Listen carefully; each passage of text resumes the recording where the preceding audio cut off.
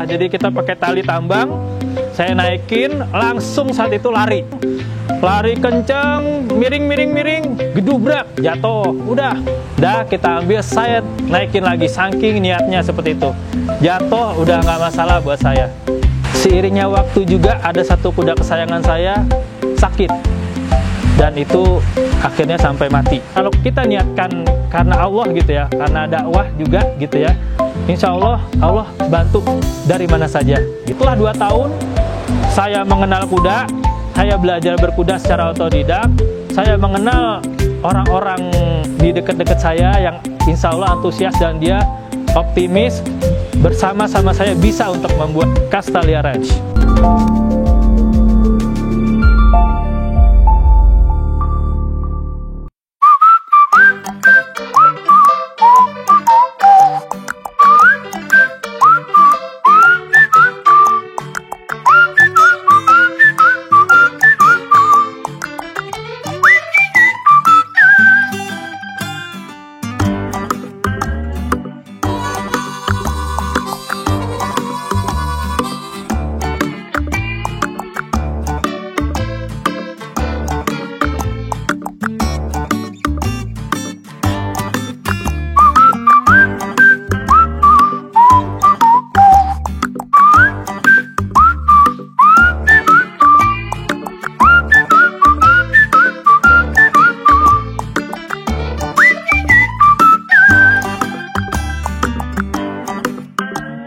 Assalamualaikum warahmatullahi wabarakatuh.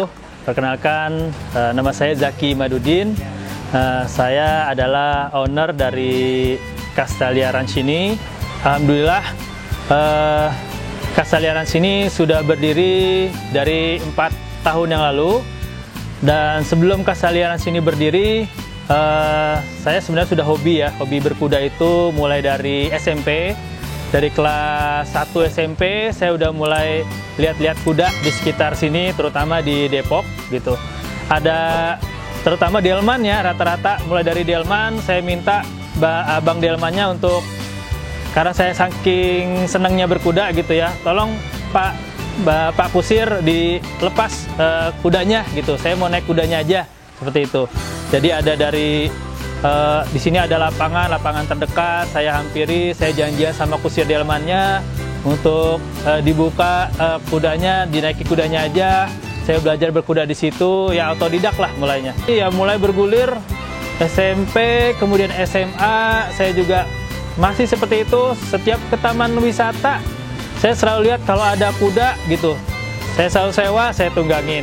Jadi mulai dari situ. Jadi waktu saya nyewa delman gitu ya, saya sebenarnya kan emang nggak punya basic berkuda gitu ya. Itu saya tunggangin aja tanpa pelana, tanpa peralatan berkuda yang memadai. Jadi hanya tali tambang aja yang ada di situ. Jadi udah kita tunggangin aja ya, agak sakit-sakit dikit ya. Jadi ya udah nggak masalah. Jadi kita pakai tali tambang, saya naikin, langsung saat itu lari. Padahal stepnya itu kan kalau namanya berkuda ya ada jalannya dulu, ya lari-lari pelan, nggak langsung lari seperti itu. Jadi saya langsung lari pakai tali tambang, lari kenceng, miring, gedubrak, jatuh, udah. Waduh, nih kudanya lari. Kita harus dari lapangan yang luas itu, saya panggil teman-teman tolong ditangkap kudanya, termasuk orang delmannya juga bantu gitu untuk nangkap kudanya di selebar seluas lapangan bola itu ya, ngejar-ngejar kuda. Dah kita ambil, saya naikin lagi, saking niatnya seperti itu. Jatuh udah nggak masalah buat saya. Dan kesepak saat itu kakinya. Jadi ketika saya jatuh, untung nggak kena kepala gitu, kena kakinya. Udah nggak apa-apa. Saya ambil, mau digigit gitu ya. Gitu ya, di perjuangan saya waktu itu mengenal kuda ya seperti itu. Berjalannya waktu, mulai SMA, saya kelas 3 ya, sudah mulai vakum lagi seperti itu. Dan saya lanjut lagi di kuliah, masih sama ya, saya sewa kuda gitu ya, belum bisa memiliki kuda waktu itu. Sehingga pada akhirnya waktu kerja, setelah selesai kuliah, saya mulai ngumpulin uang untuk bisa beli kuda. Saya waktu S1 kuliah di Malang, Universitas Muhammadiyah Malang. Gitu. Dari di situ saya mulai lihat-lihat kuda juga gitu, walaupun sambil kuliah karena memang cintanya terhadap kuda. Setelah selesai kuliah, saya mulai sebenarnya ngumpulin dari kuliah, ngumpulin uang untuk beli kuda. Ya usaha-usaha di kuliah ya, kan kita part time. Waktu kuliah saya daftar, ada pekerjaan apa kayak gitu di sekitar situ, ya merakit atau bantu-bantu dosen seperti itu. Jadi ya dari situ dapat uang, dibantu juga dengan orang tua, karena orang tua ngelihat kayaknya kesian nih saya nih ya. Kok pengen punya kuda cuman masih belum kesampaian. Waktu itu harga 10 juta. Tahun 2009 saya beli kuda, dan ada di sini juga ada kuda pertama saya, kuda dari Manado, agak galak, itu dipakai untuk tunggangan pribadi saya. Kuda itu unik gitu ya.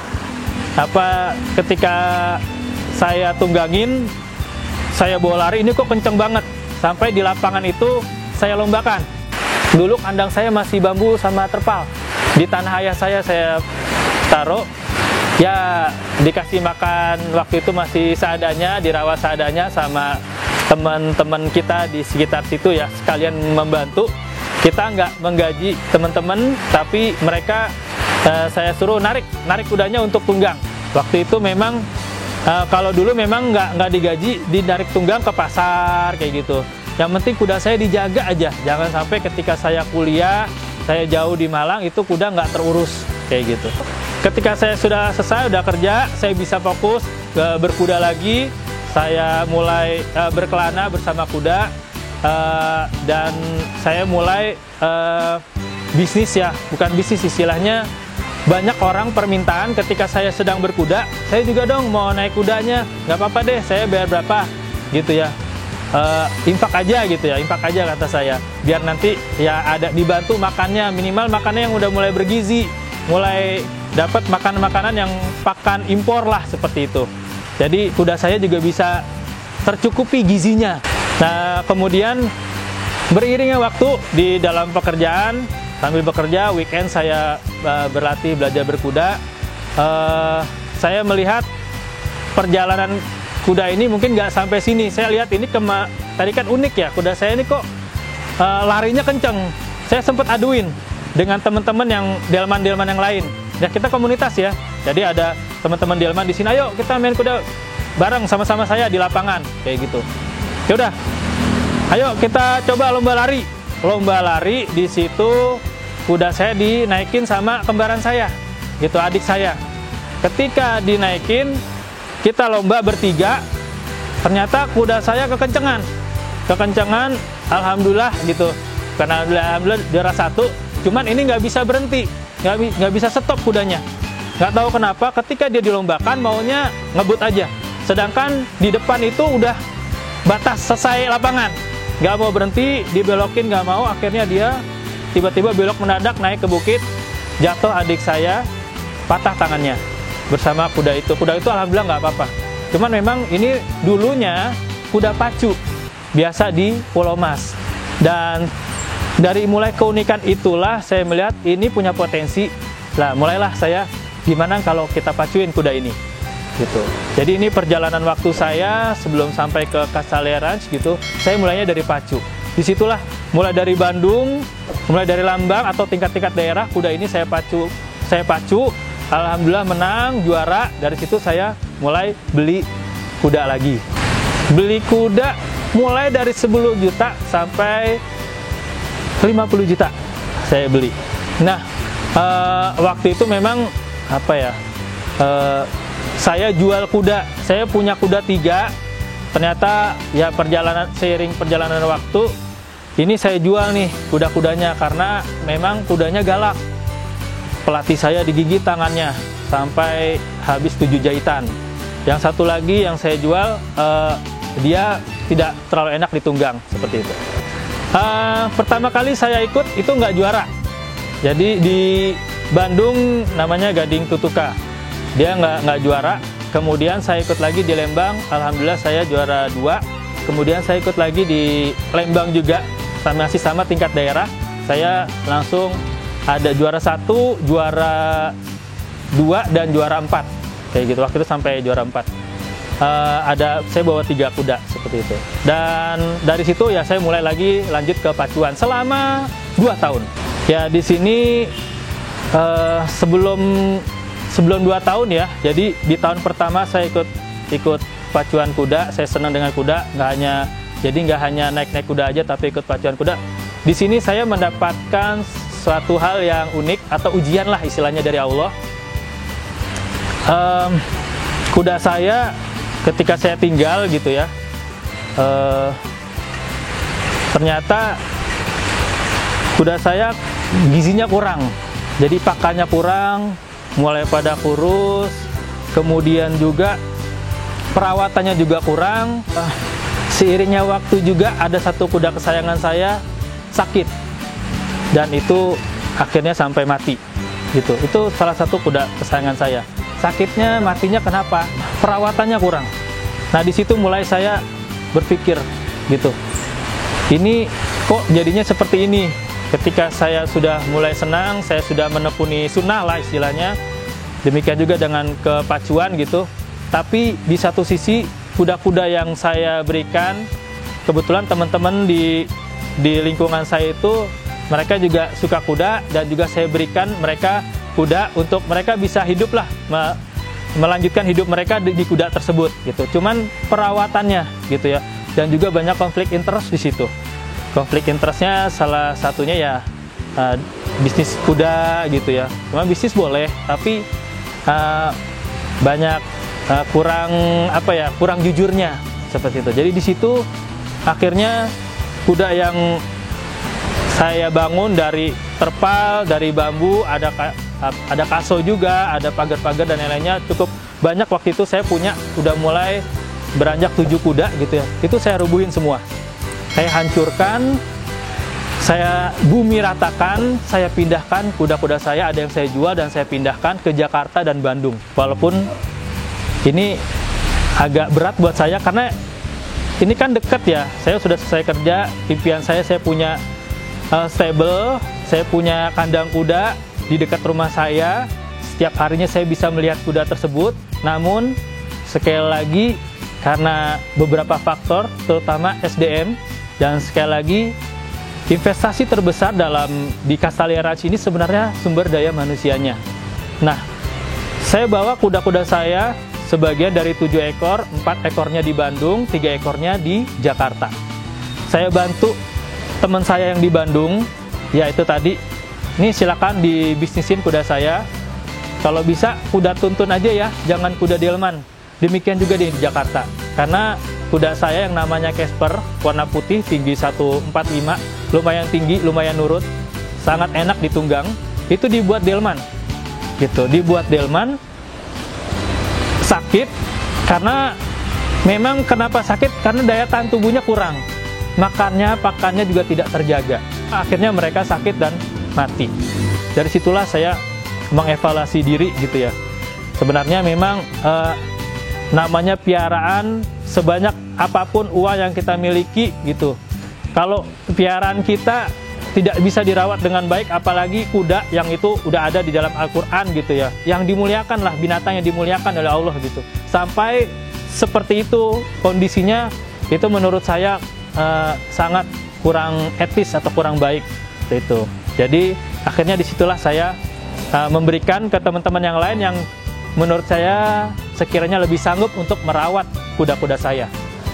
Setelah 7 bulan kuda saya tidak ada di Depok atau di dekat tempat saya ini, mulai teman-teman saya minta, bos, tolong bos, kita main kuda lagi yuk bos, gitu.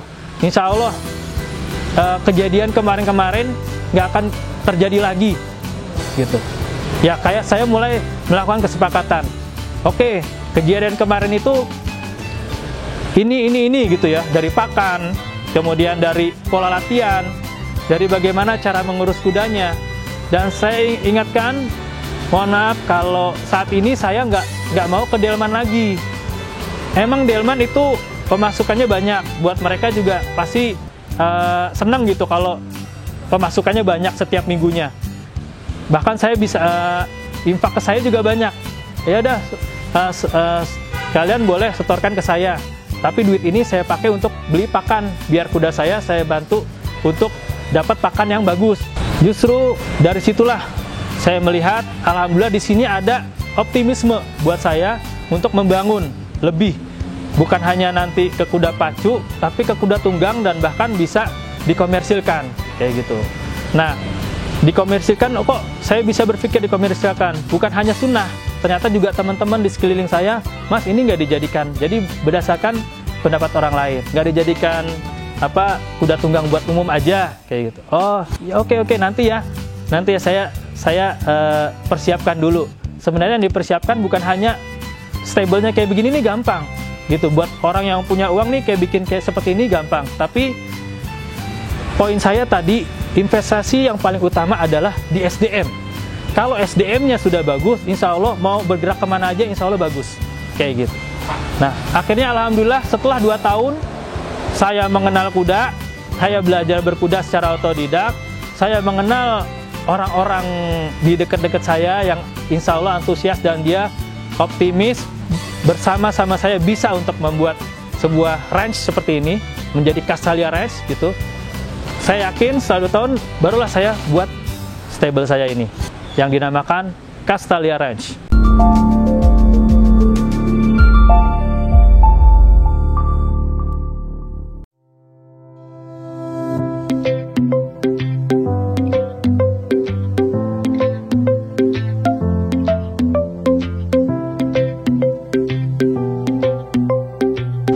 Castalia Ranch itu saya ambil dari bahasa Yunani, artinya mata air. Mata air kalau kata Pak Habibie itu, jadilah kita manusia, apapun yang kita buat itu seperti mata air, yaitu bisa bermanfaat buat orang lain, terutama orang sekitar. Gitu. Makanya saya ambil perawat saya, mulai dari diri kita sendiri, ambil perawat-perawat yang kira-kira membutuhkan uang, yang mungkin dia anak yatim atau yatim piatu untuk bersama-sama saya. Yang dulu juga dia mulai dari nggak tahu kuda sampai kita ajarkan dia bisa berkuda. Jadi mulai dari kudanya, mulai dari orang-orangnya yang di sekeliling kita jadikan mereka sesuatu. Bukan hanya kudanya bisa dibuat tunggang, tapi kudanya itu bisa berprestasi. Demikian juga orangnya, bukan hanya dia sebagai perawat, tapi jadikan orang itu bisa berprestasi, bisa melatih orang lain, bisa memberikan manfaat buat orang lain. Setelah 2 tahun, ya jadi saya main kuda 6 tahun, 2 tahun saya berjibaku, mengenal kuda, mengenal SDM-SDM-nya, kemudian 4 tahun selanjutnya saya mulai bergerak ke bidang kuda tunggang atau equestrian. Di tahun pertama ini saya masih belajar gitu bagaimana mengelola bisnis ranch seperti ini. Jatuh bangun juga gitu ya, ditinggalkan pegawai juga tetap gitu ya, ditinggalkan pelatih juga gitu. Kemudian waktu itu masih belum banyak orang, karena niatkan pribadi ya udah nggak apa-apa, saya pakai uang saya sendiri. Jadi kebetulan saya juga bisnis properti juga, kemudian bisnis startup juga di bidang IT gitu, kemudian juga bisnis ada sekolah kecil-kecilan yang saya bangun. Dari situ uangnya saya sisihkan untuk bagaimana cara membangun ranch ini atau stable ini yang disebut dengan Castalia Ranch. Nah, saya mulai di 2 tahun pertama saya udah mulai coba ternak, gitu ya. Ternak berkuda. Saya beli, ada yang sudah dalam kondisi hamil, ada juga yang dalam kondisi siap dikawinkan. Saya kawinkan, alhamdulillah berhasil. Kuda yang saya beli dalam kondisi hamil, akhirnya keluar anaknya, alhamdulillah berhasil. Kemudian juga yang saya kawinkan di sini juga alhamdulillah juga berhasil. Ya alhamdulillah akhirnya tumbuh besar seperti yang ada di kandang saya ini. Saya berjalan baru 4 tahun ya, jadi baru 5 kuda lah yang berhasil saya piara gitu ya, anak-anaknya. Kendala tentunya ya banyak sekali. mulai dari anaknya mati keguguran. Oh ya, saya sebelum cerita waktu di Delman itu, kenapa saya juga nggak main di Delman lagi ya. Mohon maaf nih bagi teman-teman orang Delman, karena waktu itu saya punya kuda betina dalam kondisi hamil waktu itu, karena kecapean ditarik dari mulai jam 11 sampai sore gitu, dalam menjelang maghrib itu pulang kuda saya itu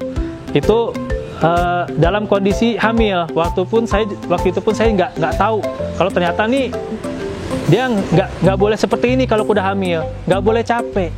Akhirnya dia keguguran, anaknya waktu itu udah 5 bulan, udah lumayan utuh, udah jadi kaki kepalanya, keguguran saat itu. Itu satu. Kedua juga sama, dibuat kuda Delman juga kayak gitu, cuman kecapean, sekali lagi kecapean, dan juga kondisi kudanya itu hamil muda, keguguran juga. Itu yang kedua. Dan yang ketiga, saya coba breeding, saya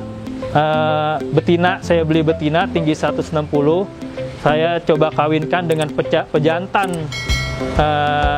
dari Australia. Waktu itu letaknya di Solo, saya bawa dia ke Solo, saya kawinkan. Waktu itu biaya perkawinannya 16 juta. Udah alhamdulillah setelah di USG bersih, dan setelah saya kawinkan jadi 2 bulan dari sana saya pindahkan, saya balikan lagi ke kandang saya. Dan ternyata seiring perjalanan waktu, setelah 6 bulan dia keguguran. Karena apa? Karena mungkin ya itu tadi ya, ini perawatan penting. Air harus selalu tersedia, karena kuda hamil itu butuh dimanjakan. Makanan juga harus, jangan sampai telat. Itu biasa bukan hanya kuda hamil aja, tapi apalagi kuda hamil itu benar-benar harus dimanjakan. Kemudian vitamin-vitamin juga harus penting di situ. Ada namanya molase yang terbuat dari tebu gitu. Itu ada gula ya, molase itu gula kayak gula merah. Itu harus disepetkan terus atau dimasukkan ke dalam mulutnya seminggu 3 kali. Tapi itu tidak dilakukan secara rutin oleh perawatnya. Makanya ternyata terjadi keguguran dan keluar anaknya dan mati di situ. Ya, ini salah satu, mungkin memang Allah memberikan ujian gitu ya. Ini salah satu jalan hidup saya. Breeding itu memang nggak mudah gitu. Sebelum saya membangun Castalia Ranch ini, ada beberapa hal yang saya lakukan, yaitu diantaranya adalah studi banding gitu, maupun di tingkat nasional maupun internasional. Dari bawah sekali, dari teman-teman terdekat saya juga, dari teman-teman Delman itu pun saya studi banding, apa kekurangan dan apa kelebihan mereka. Tentunya pasti teman-teman yang di tempat-tempat kuda lokal gitu, tempat-tempat usaha berkuda, pasti punya sisi positifnya. Kemudian sampai ke internasional, saya waktu itu ke Kyoto Jepang dan ke China, ke Beijing gitu ya. Bagaimana cara mereka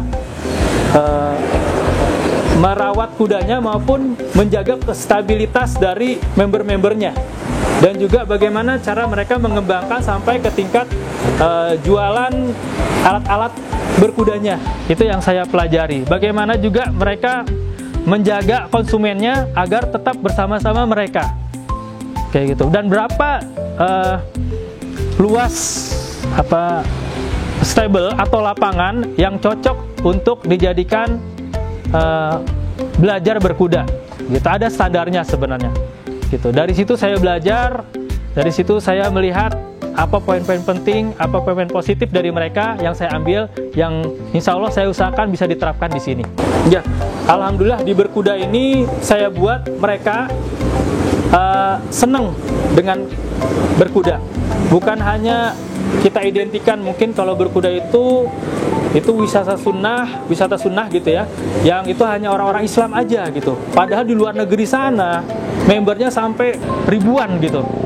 Kok di sini ya hanya segmented aja? Saya pengen nggak seperti itu. Makanya saya namakan Castalia, tapi semua orang bisa bersama-sama kita seperti itu. Alhamdulillah untuk member yang ada di Castalia ini per minggunya itu bisa sampai hampir 100. Jadi kalau sebulan ya bisa berkali lipat. Tapi memang member ini kan terus perpanjang ya. Jadi yang saya butuhkan sebenarnya bukan hanya member tapi lapangan juga. Karena lapangannya saya ya mungkin ini cukup mungkin terkecil di dunia. Stable Cast Challenge ini terkecil di dunia gitu ya. Tapi alhamdulillah saya bisa dan member juga banyak. Saya dibantu dengan yaitu ya karena kalau kita niatkan karena Allah gitu ya, karena dakwah juga gitu ya. Dan semata-mata ini saya niatkan untuk menegakkan sunnah. Insya Allah, Allah bantu dari mana saja tuh. Dan saya sampai kekurangan, makanya saya buat Castalia 2 yang nanti insya Allah akan launching tahun depan gitu, untuk bisa mewadahi teman-teman anak-anak dari orang-orang tua yang request gitu untuk bisa mendapatkan jadwal mereka berlatih berkuda. Lapangannya ada 2 di sana. Kalau di sini 1, di sana ada 2. Lapangannya lumayan besar. Luas areanya kalau di sini luas areanya 1.800 hampir 2.000. Kalau di sana sekitar 4.000-an.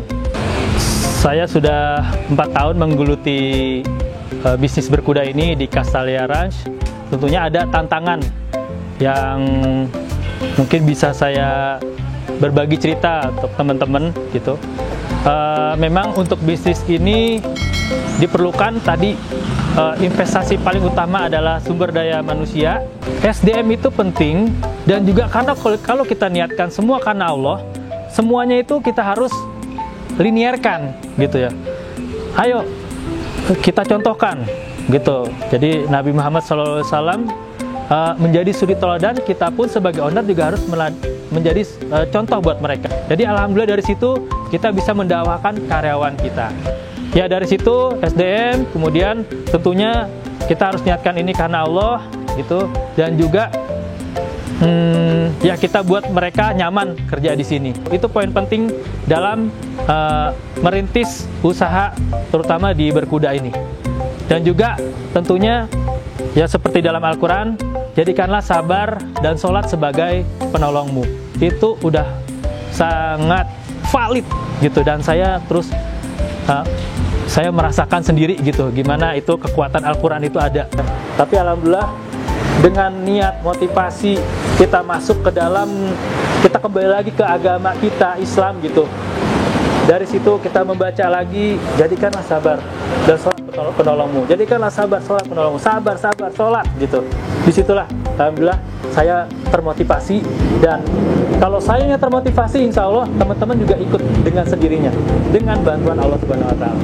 Dan mungkin terakhir buat teman-teman bagi yang ingin melakukan usaha gitu ya, usaha apapun ya. Dari kalau saya ada properti, ada startup, ada pendidikan, ada bisnis berkuda ini, semua wajib ya, mungkin diniatkan, wajib ya, bukan mungkin lagi, wajib diniatkan semuanya karena Allah Subhanahu Wa Taala.